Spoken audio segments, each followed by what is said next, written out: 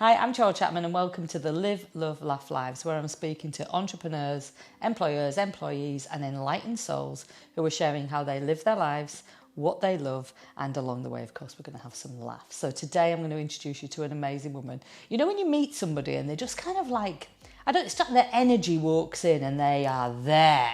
And this lady is exactly like that. So I'm going to ask her to introduce herself and tell her what she does. Okay, hi. That was a lovely introduction. Oh, well, you know how we met. As I say in my talks when I'm speaking to people, that there are certain places where you've got to go out, especially, you know, my story, what had happened before, that I got to a place where I was really down, depressed, with anxiety, and so on. So I had to pull myself up, and those were one of the things I was doing, you know, going to conferences, courses, and so that's how our paths crossed. Basically, it's because you pull yourself up. They say you fall 6 times, but you've got to get up 7. So it was on my journey now to really pick myself up and really begin to live my authentic life. Yeah, great. By the way, this is Joanna Walker. Yes. Oh, yeah. Okay. Okay. I just, you know, go for it. As you know, Yeah. I'm so quick to just get to the point. Yes, and you're so passionate about what she does, and that's Passionate, what I love yes, about it. yes, Because yes. straight away, Joanna's like, "Oh my gosh, yeah, this is what I do." Yes, And of course, the thing is, when we're going through life and we have challenges, and I know Yes. that you've had some challenges. I heard you talk recently about, you know, actually being in a prison cell. Oh, yes. So what was that? Oh, yes. Yes, as if that's every Thursday. Yeah. Well, What happened then? that was a Friday night. I would like to say it was a fantastic Friday night, but no. But it wasn't. Yes, okay. So, I mean, it was just, you know, somewhere where, like I say, that after it all happened, you then go backwards. Like, you know, I speak about, you know, Steve Jobs' quotation, that quote, that you can link dots going backwards. Yeah, you can only connect the dots But then backwards. forward, you just have to believe and trust that somehow things will connect. Yeah, but it's one of those things that, you know, looking back, it's like, okay, probably I was in a prison cell. The moment I say yes to this guy, I was already on my way. Yes, That's why it brought me that decision. It brought me there. Yes. So there were things that were happening, and you know, when you're in love, and you know, there's a whole lot: society, community, family. And as for me, you know, I'm not competing with Elizabeth Taylor, but the numbers are creeping up. So, like, no. In terms of husbands. Yes, so, like, I have to keep this one, you know, this time. Yeah. So anyway, but things came to a head that day because it was just a day, you know, nice day, you know, autumn day. And I'd gone to church, I came back. He liked to cook a lot, and I mean, he was like this 6 foot Richard Gere kind of type, even, you know, the glasses and everything. So, yeah, so I was there, like to cook. And this wine thing had been going on, and I've been mentioning it. But then that day I was like, wow, because it was now a whole bottle of wine on the side of the cooker. So, and to be fair to myself, I didn't go like, hey, you know, like, you know, accusatory or aggressive. I just said, oh, wow. Oh, you've been drinking. You know, he said, oh, then the whole, you are aggressive, kicked off, and no, called me names, you know, some French came out there. So, and then he said, I've called him an alcoholic. And he was so aggressive. To be honest, I think even he was almost even out of character, even by his own standards. So, and then he couldn't stop himself, you know, calling the police and actually really lying that I had strangled him. I mean, I told you 6 foot, okay? And at the time, even I was smaller than this, like a size 8, really small. So there was no evidence. Okay, I nearly killed him. I strangled him. But the police didn't even look to say, okay, let's see. They say, oh, if we've been called for a domestic issue, we have to take it seriously. So yeah, so they took me in. And I found myself there. Ooh, horrendous. It was horrendous. Yeah. I mean, and I guess, you know, if there had been a domestic violence, of course, that's good that they Yes, come out. yeah, But in this of course, situation yes, where there was no yes. evidence and nothing had there gone was on no at all, evidence, and to be fair, in that relationship, there was never that issue of you know, domestic violence, even from his part. So I couldn't even call the police for him, even, you know, because he'd never been, you know, aggressive, or even I never felt threatened by him. But it was all these just little bits to do with the drinking, and you know, spending too much time on the laptop and things like that. So yeah, so basically that was it. So there you are in a prison cell, and you know, I think I remember from the story that everything, of course, like, you know, is thrown out of court. Yeah, and it's thrown everything. out because, as I said, the Crown prosecution said, oh, I mean, where's the evidence here? Did you collect any evidence? I mean, if someone had been strangled in such a way, they call in the police, and anyway, by that time, he'd been frantically calling the police station. I mean, the next day, whether he came to his senses, but obviously it was too late. Yes. And so you kind of hit rock bottom, and then you had to start trying to build your life again, because, like you said, that was just being fair to yourself. And so you started to like go down some therapy. You learned some skills. You started to get back up slowly, but slowly. So what happened between Joanna, you know, sort of rebuilding her life, and now being in this situation? Because you've got a program, haven't you, that helps people? Yes. Do you want to tell me about that? I have actually the Infinite Abundance Academy, which I'm still really building up. But you know, my baby there is, you know, I've got my kind of a prayer group also. It's a support group that I do almost on a daily basis. But the program that I really I am proud of, that really has changed quite a few lives, is the Millionaire Mastermind Basics. I say Basics 101. And you know, you don't let the millionaire word, because people are so scared when you start talking about a millionaire.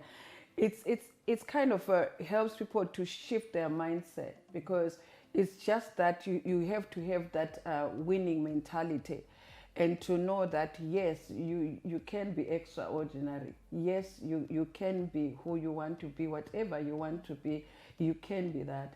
And in fact, we are that.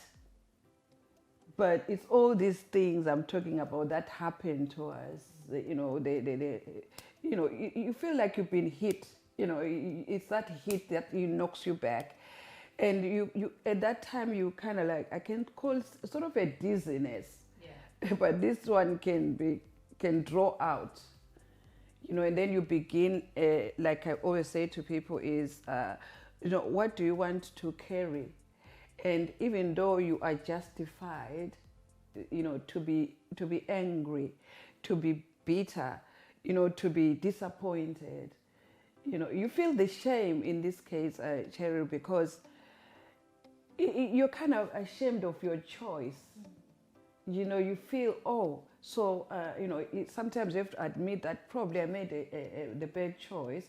So you kind of also knocking yourself as well. So even the forgiveness, actually, what I found is that the forgiveness has to come from forgiving yourself.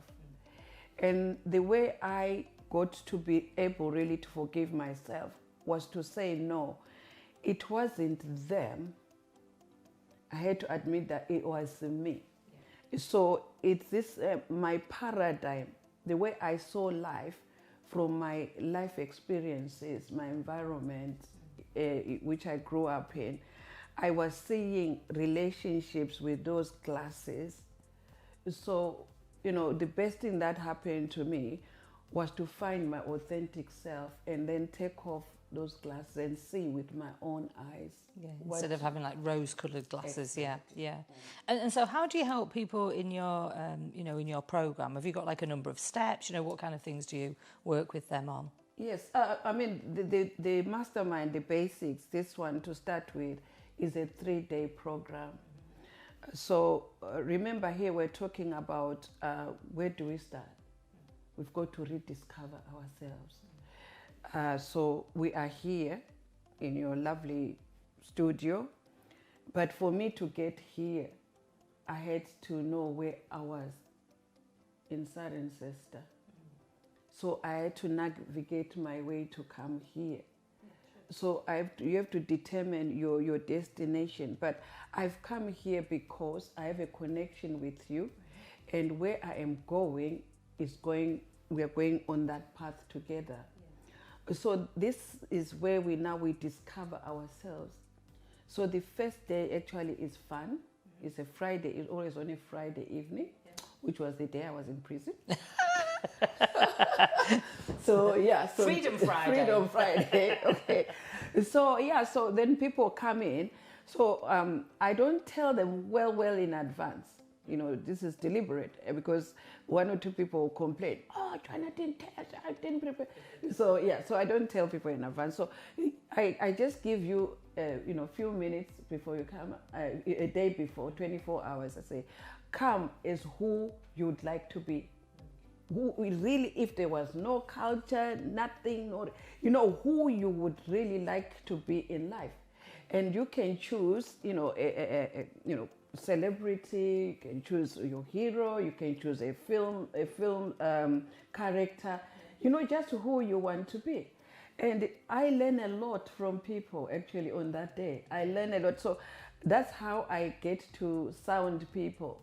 Yeah. So I tweak the program because I check the mood and where people are when we're social. We kind of socializing, but I do tell them that we're not really socializing.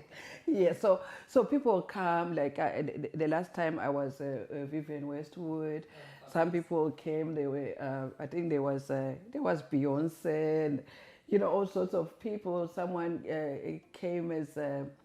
In fact, some of the characters they choose are people that like we think, oh, okay, somebody chose and the author, she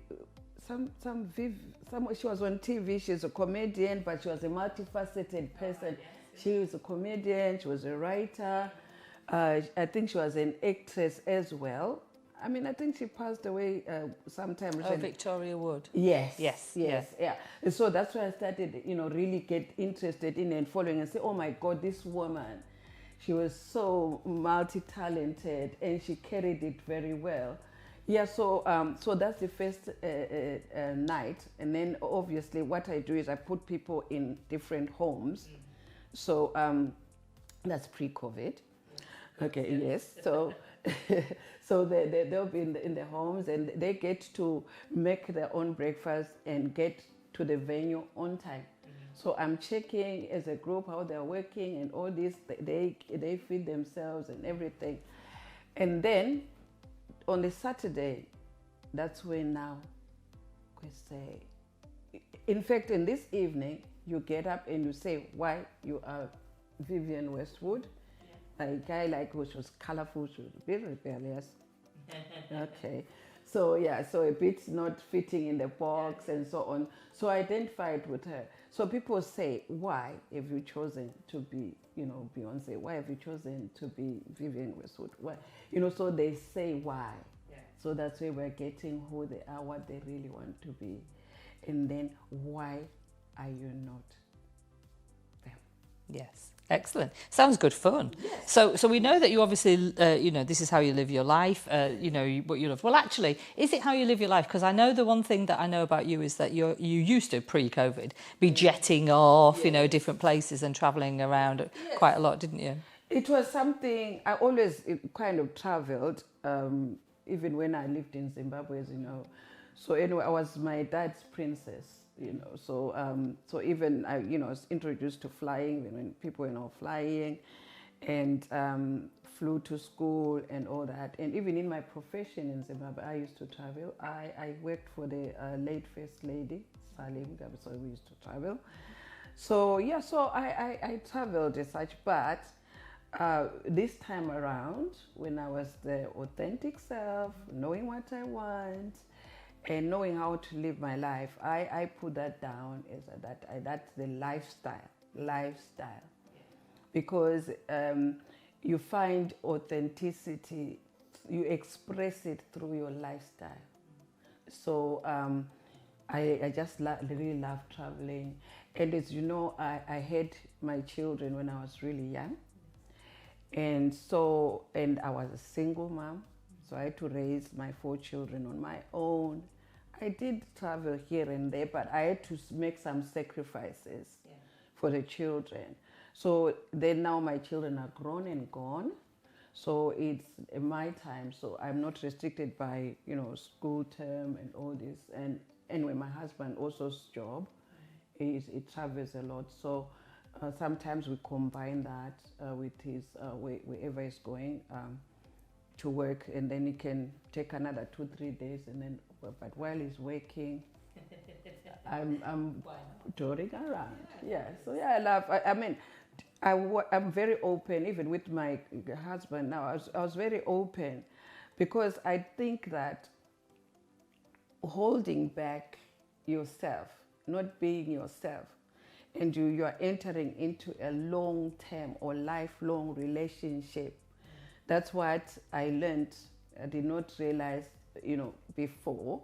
You know it, but you don't really realize it. See, this thing is not like for Friday night. This is going to be long-term.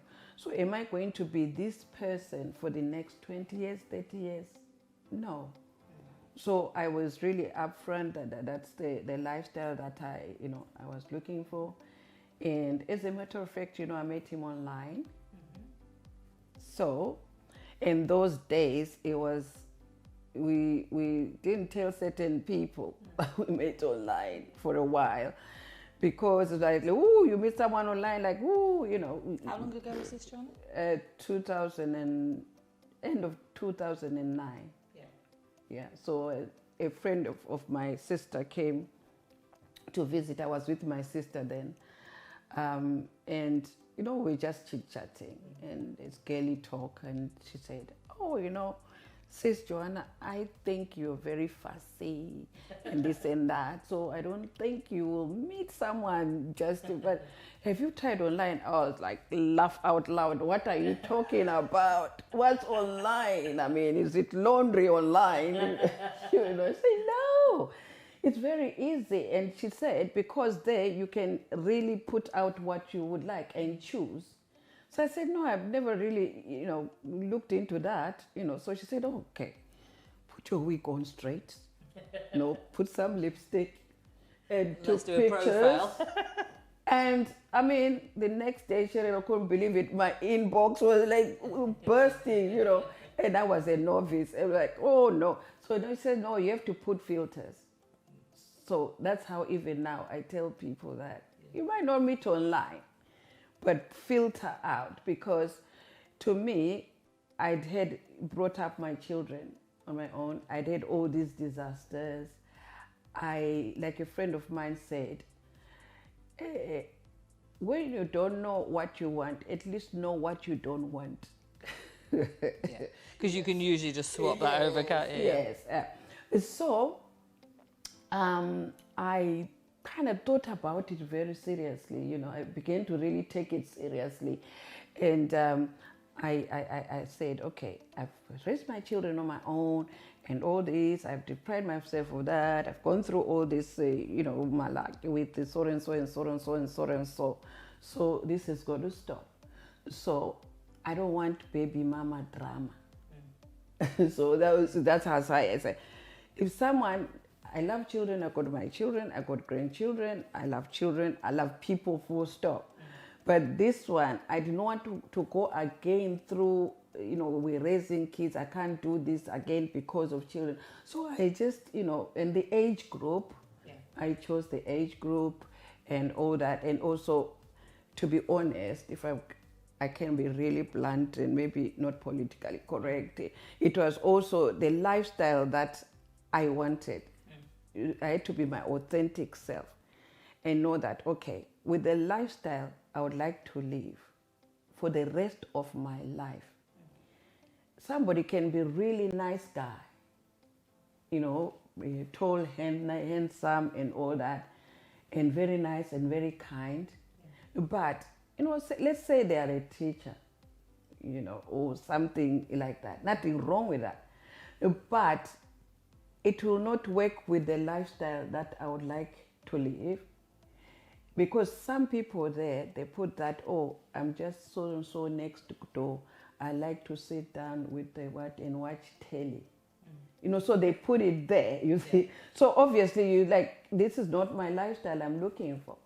I'm just putting scenarios here, Cheryl, that sometimes we make the mistake because we go there to that person that just really enjoys his life. Nothing wrong with it, having his meal and watch telly. So you then go to that guy. Now we are saying, oh no, don't watch telly. Let's go here. Let's go to the museum. Let's go here. No, the guy told you that that's their lifestyle. So all those things now going forward, you've got to make sure that you and this person, you're kind of going the same way. You got the same goal. So you arrive at the same destination. Because some of these times I find myself working like that. So it's being very clear about what you want. Yes. And if you don't know what you want, you can start with what you don't want and then at least look at the opposite of it. And I love the fact that, you know, this kind of like dating online, you know, is really a good analogy for life, isn't it? Because if you decide what it is that you want, you know where you want to go, then it's about putting that out to the universe, God, Allah, you know, whoever it is that you think, the energy out there. But also knowing that that's what you want. So when you get there, you go, oh, I've actually arrived in the place that I wanted to. I love that analogy. That's brilliant. What makes you laugh then? A lot of things. I just make myself laugh. I just learned that, you know, to take life too seriously. That's part of my authenticity, something that came out of me because I used to suppress it. And I felt that, I've spoken to you about this, that and you helped me a lot with Marion, you know, the work that we did with your wise counsel. That by the time we got to the Indian restaurant, that was me. Yeah. But there's this thing that I get to a place and then without anybody imposing it on me or anything, then I just go back to that cocoon. You know, like, oh, okay, what's happening, and so on, so. But then, through the program, when, you know, that really release came, that when I shared with you that, you know, Cheryl, the thing is, I want to be me, but this is me, that I want to come out, just fun, just not taking things seriously, and saying exactly how I feel about things, how I want things done. You know, before I wouldn't have said, if someone suggested to me, you know, that, oh, Joanna, maybe there's a travel lodge down the road, things like that. Before, I would even maybe have booked and gone there, you know, because, oh, what will they say? If I say, I don't want to be there, you know, but then I'm not happy. Yes, I've compromised. And then the worst thing, I'm the same person that's complaining. But I could have said, oh, no, thank you. Well, that's what happened, wasn't it? There's a couple of things there just in case. So when Joanna talks about an Indian restaurant, we won't talk about it because it's not appropriate for now. But when we went to an Indian restaurant at the end of the programme that we were doing, Joanna was... What I can say is that Joanna was sharing some of her knowledge in certain areas, and the women that were in the group were just like, oh my God, I can't believe she's talking about that. I'm going to leave that up to your imagination. But that's what the Indian restaurant reference is. But then also when you came, you know, up here for this interview, You know, someone said, oh, there's a travel lodge down the road. And I love what your answer was. Because it was just you being you. And you just went, oh, I'm a bit of a diva. Yes. And that was it. It was like the diva syndrome. Yeah. And it was really great. Everybody took it. Yeah, and everyone took it in the way that it was. Because it is you, and I agree with you. You know, it's about not compromising what your values are and what you want. Because you've been there knowing what you didn't want, and you moved. You made a decision. You took that hard, because in some respects it's the hardest bit to do, to say, well, actually, I'm going to give up on this because that's not making me happy, and I want to go for something that makes me happy. So I commend you with that. Yeah, and then the other thing I would like to mention is that, you know, people always ask me, oh, Joanna, how did you go through all this, all that? You know, the biggest thing that affected my life, or that was supposed to affect my life very much and really knock me down and keep me there, was the shame. You know, shame is, to get over shame, it follows you, you know, everywhere, because people don't say, and they don't have to say, you know, especially like culturally and otherwise, you know, the fact that I got pregnant, out of wedlock, single mom, and all this, and then I got divorced, and then I got another child, and married, and divorced again. So, you know, that label, that it's like a cloak of shame that you wear. And to start with, it's like almost on a daily basis, and in many occasions you have to be stripping it off, you know, and then sometimes you strip it off, and then someone or some words or some situation throws it back on you. So it's really like peeling an onion. So once this shame cloak, it's gone, my God, it's such a big relief. And also it takes that to go for you to really forgive yourself, and not to see everything through, you know, it reduces you. That's what it births, that low self-esteem. And then from that place, that's where you just want to be pleasing people. Yeah. And so you're helping people to not go down that route. Joanna, thank you so much. Thank you for your time today. If you want to connect with Joanna and find out about her programs and her systems, of course, we'll have the links below. In the meantime, remember to live, love and laugh every day, and we'll see you soon.